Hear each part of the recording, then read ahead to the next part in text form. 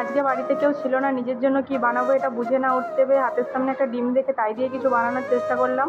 বিরিয়ানির মতো দেখতে হলেও গোলাপ জল কেওড়া জল বিরিয়ানি মশলা দিইনি, তো তাই বিরিয়ানিও বলতে পারছি না। তো কেমন হয়েছে চলো তোমাদের টেস্ট করে বলি। প্রথমে তো ভেবেছিলাম খাওয়া যাবে না, কিন্তু তারপর মনে হলো না, ঠিকঠাকই আছে, খাওয়া যাবে। তো বন্ধুরা চলো তোমাদের সাথে রেসিপিটা শেয়ার করি। দেখো আমি প্রথমেই একটা আলু, দুটো আলু, একটা ডিম নিয়ে নিয়েছি। তারপর নিয়ে নিয়েছি টমেটো, পেঁয়াজ, আদা রসুন। তো পেঁয়াজটা আমি কেটে নিচ্ছি। আর পেঁয়াজ কাটতে যে আমার কান্না তো থামছিলই না, দেখতেই পাচ্ছ।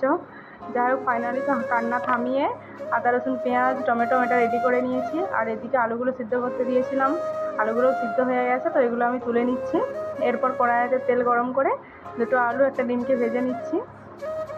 তো ভেজে এগুলো আমি তুলে নিয়েছি। তারপর আবার কড়াইতে দুটো এলাচ আর একটা তেজপাতা দিয়ে দিচ্ছি। এলাচ আর তেজপাতাটা একটু ভাজা হয়ে গেলে ওর উপরে পেঁয়াজ দিয়ে দেবো। পেঁয়াজগুলো দিয়ে পেঁয়াজগুলো ভালোভাবে ভাজতে হবে। এদিকে পেঁয়াজগুলো ভাজতে দিয়ে আমি চালটা ধুয়ে নিচ্ছি। চালটা ভালোভাবে ধুয়ে নিয়ে রেখে দিয়েছি। তারপর পেঁয়াজগুলো আরও ভালোভাবে ভাজা হয়ে গেছে, তার মধ্যে আমি দিয়ে দিচ্ছি আদা রসুনের পেস্ট, দিয়ে আবারও ভালোভাবে ভেজে নিচ্ছি। তো আদা রসুনের পেস্টটা আমার ভালোভাবে ভাজা হয়ে গেছে, দেখো এরকম লাল লাল কালার এসছে। এরপর আমি এর মধ্যে দিয়ে দেবো লঙ্কা গুঁড়ি, কেটে রাখা টমেটোটা দিয়ে দিয়েছি। তারপর দিয়ে দেবো লঙ্কা গুঁড়ি, হলদি গুঁড়ি দিয়ে ভালোভাবে এটাকে কষিয়ে নেবো। আর বন্ধুরা শুধু কি দেখলেই হবে, চ্যানেলটা সাবস্ক্রাইব করে দাও, যাতে সুন্দর সুন্দর ভিডিও তোমরা সবার আগে দেখতে পারো। তো এরপর আমি এর মধ্যে জল দিয়ে মশলাটা ভালোভাবে কষিয়ে নিয়েছি।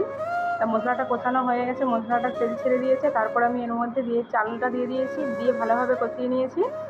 তো চালটা আমার কষানো হয়ে যাওয়ার পর আমি ভেজে রাখা আলুগুলো দিয়ে দিয়েছি। ভেজে রাখা আলুগুলো দিয়ে একটু লবণ দিয়ে দিচ্ছি, তোমরা স্বাদ মতো লবণটা অবশ্যই দেবে। তারপর দিয়ে দিচ্ছি পরিমাণ মতো জল। পরিমাণ মতো জল দিয়ে আমি 10-15 মিনিট ঢাকা দিয়ে রেখে দিচ্ছি। তো ফাইনাল লুকটা দেখো, জলটা মরে এসেছে আর আমার এভাবে সিদ্ধ হয়ে গেছে। তো এর মধ্যে আমি ভেজে রাখা ডিমটা দিয়ে দিচ্ছি, দিয়ে একটু নাড়াচাড়া করে নিচ্ছি। দেখো দেখতেও তো ভালোই হয়েছে। তো বন্ধুরা যদি আমার ভিডিও ভালো লেগে থাকে আমার চ্যানেলটি সাবস্ক্রাইব করে অবশ্যই আমার পাশে থেকো, আর একটা কমেন্ট আর লাইক করে দিও। কেমন হয়েছে অবশ্যই আমাকে কমেন্টে জানিও। দেখা হচ্ছে নেক্সট ভিডিওয়। টাটা।